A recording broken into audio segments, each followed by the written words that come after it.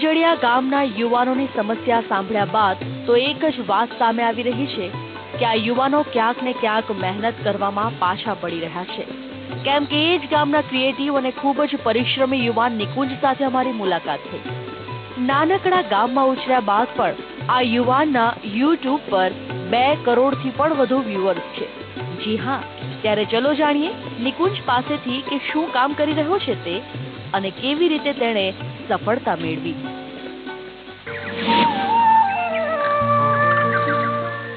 એક બાજુ ખીજડીયા ગામના યુવાનો બેરોજગારીથી પીડાય છે અને રોજગારી માટે એણે નજીકના જામનગર જિલ્લાના મુખ્ય મથક ઉપર જવું પડે છે. ત્યારે આ જ ગામના નિકુંજ વસોયા નામના એક ક્રિએટિવ યુવાને ગામની અંદર કુકિંગ એટલે પોતાનો ઓનલાઈન કુકિંગ શો શરૂ કર્યો છે અને ઓનલાઈન કુકિંગ શોના માધ્યમથી એ વ્યક્તિ દરરોજ 1 લાખ રૂપિયા કમાઈ રહ્યા છે. સામાન્ય સંજોગોની અંદર આપણે ટીવી અને બીજી બધી ચેનલો ઉપર આપણે કુકિંગ શો જોઈ રહ્યા હોય છે, તો જે ખીજડીયા ગામની અંદર એક નાના ગામમાં જ્યાં 2000ની વસ્તી છે એ ગામની અંદર તમે કુકિંગનો સેટ જોઈ શકો છો. આ નિકુંજ જે યુવાન છે એણે આખો સેટ તૈયાર કર્યો છે અને દરરોજ એક અહીંયાથી શો રિલીઝ કરે છે અને એ શો છે યુટ્યુબ અથવા તો પોતાની વેબસાઇટના માધ્યમથી ઓનલાઈન બતાવી રહ્યા છે અને અત્યારે 2 કરોડ જેટલા એના વ્યુઅર્સ છે અને આ વ્યુઅર્સના માધ્યમથી આ યુવાને સારી એવી પ્રગતિ પણ કરી છે, આ ગામનું નામ રોશન કર્યું છે. એક બાજુ આપણે એવું કહી રહ્યા છે કે રોજગારી નથી, પરંતુ જો ક્રિએટિવ તમારું માઇન્ડ હોય અને તમે કંઈક કરવા માંગતા હોય તો તમને કોઈ પણ વસ્તુના બંધન નડતા નથી. એ અહીંના યુવાન છે નિકુંજે સાબિત કર્યું છે. નિકુંજભાઈ, ખાસ કરીને તમને પહેલાં તો ધન્યવાદ કે એવા નાના ગામની અંદર તમે એક શો પોતાનો શો કર્યો છે, ઓનલાઈન શો શરૂ કર્યો છે. બીજી વસ્તુ એ કહીશ કે તમને આ વિચાર ક્યારે આવ્યો, શું કામ આવ્યો આ વિચાર?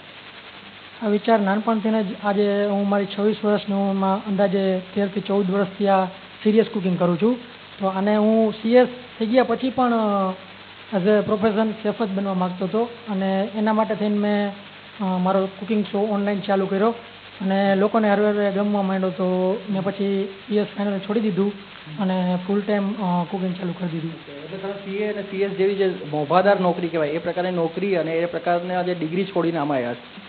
હા, તેમાં પણ મને સારી ઓપોર્ચ્યુનિટી હતી, કારણ કે તેમાં પણ મારો સૌરાષ્ટ્રમાં રેન્ક હતો એક્ઝિક્યુટિવ લેવલમાં, સારો સ્કોપ હતો. બધાને અચંભો પણ થયો થોડા ટાઈમ માટે, પણ મેં 6 જ મહિનામાં પ્રૂવ કરી દીધું કે જે મેં ફિલ્ડ અપનાવી છે.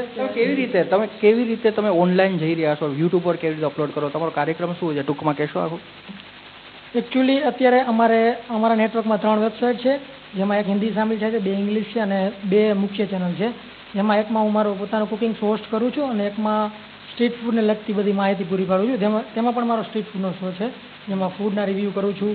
કારણ કે આ ઓનલાઈન ક્ષેત્ર એવું છે કે આખા વિશ્વમાં પ્રસરેલું છે, તો એના માટે તમારે કોઈ સેટની જરૂર નથી પડી, પૈસાની જરૂર નથી પડી. તમે એક નાના ગામની અંદર તમે સાબિત કરી દીધું છે કે નાના ગામની અંદરથી બેસીને પણ આખા વિશ્વના ખૂણે ખૂણે પહોંચી શકાય છે. હા, 100% પહોંચી શકાય છે. અને જો હકીકતે હું સાચું બોલું તો ઇનિશિયલ ઇન્વેસ્ટમેન્ટ એવું હતું કે કોઈને કહી તો પણ એને દાદ આવે, માત્ર 10,000 રૂપિયા. એમાં 10,000 રૂપિયામાં સૌથી એક્સપેન્સિવ વસ્તુ હતી કેમેરા, 7,000 રૂપિયાનો. તો એવી રીતે મેં શરૂઆત કરી. પણ એક વસ્તુ છે, જે પણ વસ્તુ હું કરતો સિરિયસલી કરતો, એના માટે થઈને આજે હું આ લેવલ ઉપર છું. કહેવાનો મતલબ કે ધગસ હોય, મહેનત કરવાની ક્ષમતા હોય અને તાકાત હોય તો તમે કોઈ પણ જગ્યા પર પહોંચી શકો છો. આ નિકુંજભાઈ સાબિત કરી દીધું છે અને આપણી સામે એ દાખલો પણ છે. એક નાના ગામની અંદરથી એ કુકિંગ શો હોસ્ટ કરવો અને 20 મિલિયન લોકો સુધી પહોંચવું એ નાની સૂની વાત નથી.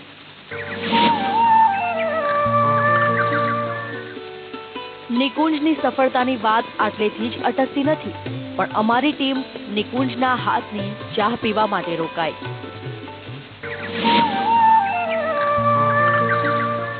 ગામડાના યુવાનની ફૂડ એન્ડ ટીવીની ટેસ્ટી ચાનો ટેસ્ટ લઈએ ત્યાં સુધીનો વિરામ.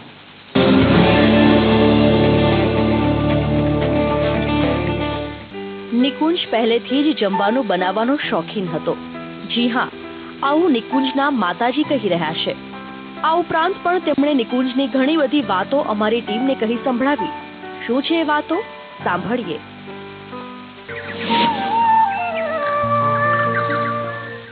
નિકુંજના મમ્મી મુક્તાબેન આપણી સાથે છે. એને પૂછીએ કે એનો દીકરો એટલે લેવલ સુધી પહોંચ્યો છે તો એના મમ્મી પપ્પા શું વિચારે છે. મુક્તાબેન, જરા એ કહેશો કે તમે અત્યારે બહુ ખુશ હશો, તમારો દીકરો અત્યારે નેશનલ ઇન્ટરનેશનલ ઉપર આ રીતે વેબના માધ્યમથી પહોંચ્યો છે. હા, બહુ ખુશ છે. પણ અમારા પાસે ભણાવવાના પૈસા નહોતા. તો અમે ભણાવ્યો ગમે એમ કરીને મજૂરી કરીને અમે ભણાવ્યો. તો અત્યારે અમે બહુ ખુશ થઈ. રસોઈ હું બીમાર હતી તો એ રસોઈ કરતો. હું એમ કહું રસોઈ કરી દે, હું સૂતી હોઉં તો બહુ બીમાર હતી તો એ રસોઈ કરતો, એમાંથી ભણતો. પછી અમે મજૂરી કરીને એને ભણાવ્યો.